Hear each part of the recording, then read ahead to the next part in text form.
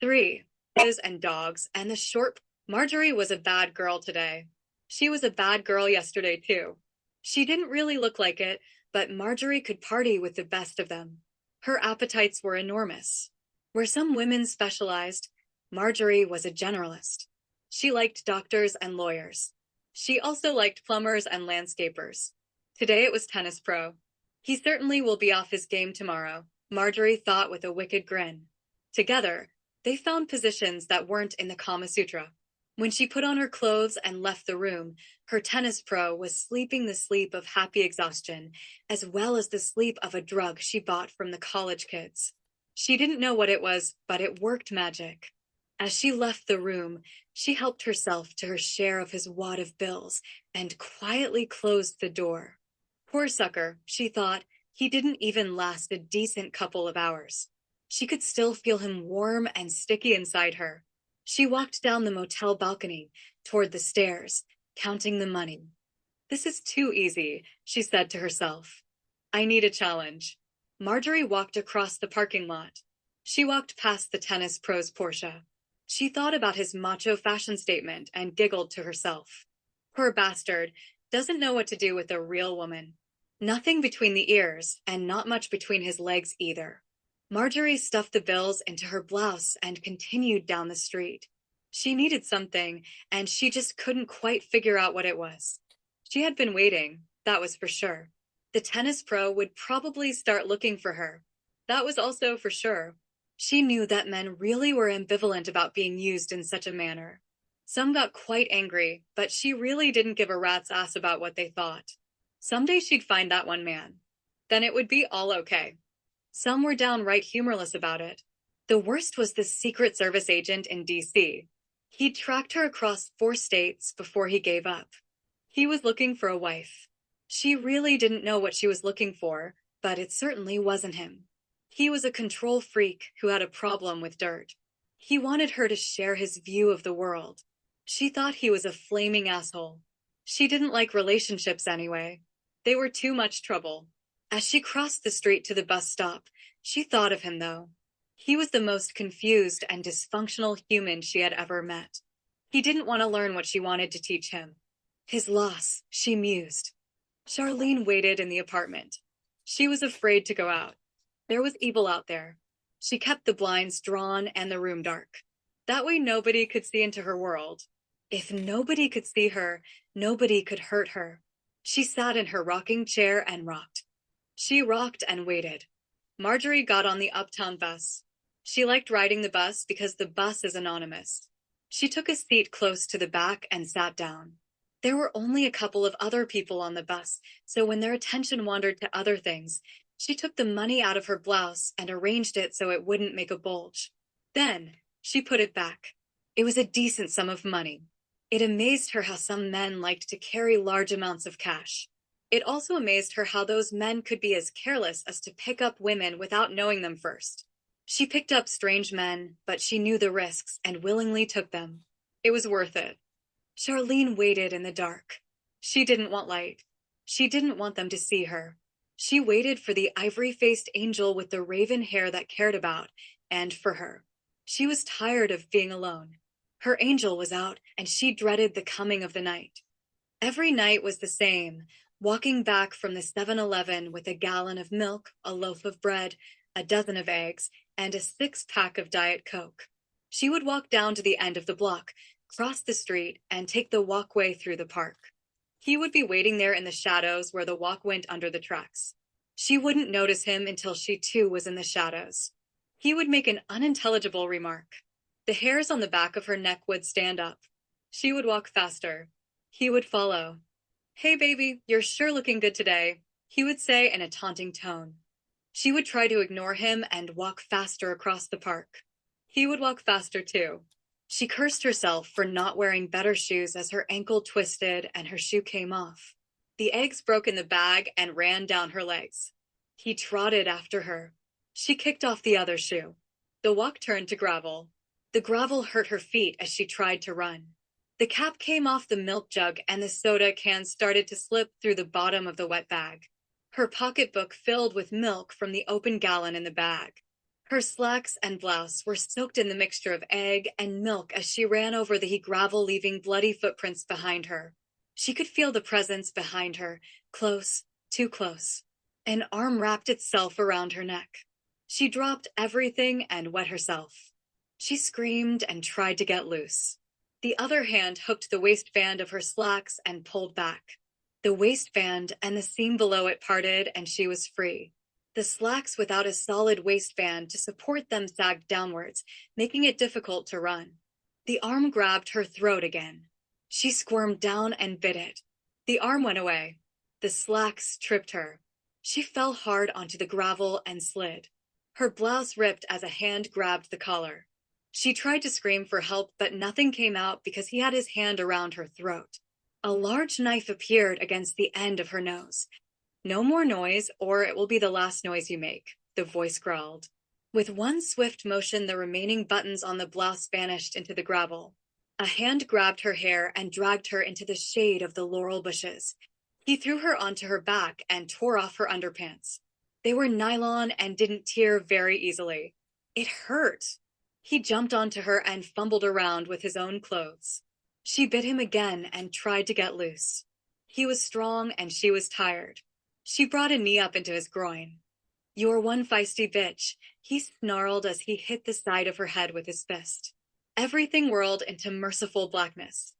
Waking up from the blackness was worse, if this nightmare could get worse. A crowd had gathered as she lay there, unconscious. She awoke to see them all staring at her in her nakedness and humiliation. She couldn't move. She hurt inside and out. Blood trickled from the corner of her mouth and down her thighs. Her chest hurt when she tried to breathe. The people just stood and stared. Every night Charlene woke up screaming. Charlene tried everything to keep sleep away, but sleep always came and sleep always brought that with it. Charlene cried and cried. Marjorie would comfort her because she had the same nightmare in common with Charlene, probably by the same man. She would find him someday, but until that day, she would take it out on every man she could catch. If she caught a disease, Synloy GI, she would give it to the next guy. If the disease bothered her, she would do something about it. In the meantime, she would try to mend the hole in Charlene's soul. What is, and what ain't, ain't. The Kid, 1966. 4. The dice rattled in the cup and thumped onto the board. 7, yelled Jack as he picked up 2 of Gary's pieces, set them on the bar, and replaced them with 2 of his own. "Shit," muttered Gary as he picked up the dice. The dice rattled and rolled. "Shit," said Gary, a little bit louder, no 4s and no 5s. Jack took a swig from his beer and surveyed the board. Any double except a 2 could get him home. Any non-double would leave blots. A 6 would get Gary off the bar, and a double 6 would bring Gary close to catching up. He shook the dice. Gary prayed for a fire. Jack rolled a 4. He sat and scratched himself. A 3 and a 1 was not terribly convenient at that moment. If used properly, it would leave a blot in his home court. If used improperly, it would leave 2 cheap blots, but would not advance the game very much. Jack fancied himself the consummate professional and moved 1 piece into the home court. It was on the 6th spot. Gary's mouth watered. He smelled victory. He rounded up the dice with a flourish. He put them into the cup. The only thing he needed was some kind of ritual to make things happen. He drew a blank. He looked at the 2 pieces on the bar. He looked at Jack casually rolling a joint. He reached into the pile of seeds on the table and picked up a pinch. He threw them up into the air and yelled, "Come on, 6." He rolled a 4 and a 2. It was a 6, but the wrong kind. Jack lit the joint and handed it to Gary. Gary took it and took a big hit. It was excellent Colombian, and it relieved the frustration of the game. He weighed his situation. Jack picked up the dice and put them into his cup. He had to cover that blot and preferably block the last point in his home court. It had to be now. It had to be a 7. Anything else would leave him vulnerable. He took a pull on the joint and shook the cup. Jack concentrated hard. Somewhere in the desert, a boulder moved. In a restaurant in San Francisco, a pile of dishes fell into the sink. Still Jack concentrated as he shook the cup. In a coal mine in West Virginia, a shower of slate fell from the ceiling, just missing the powder crew. Jack exhaled his lungful of smoke. Lightning flashed in the Kansas sky. Chickens in Arkansas became restless.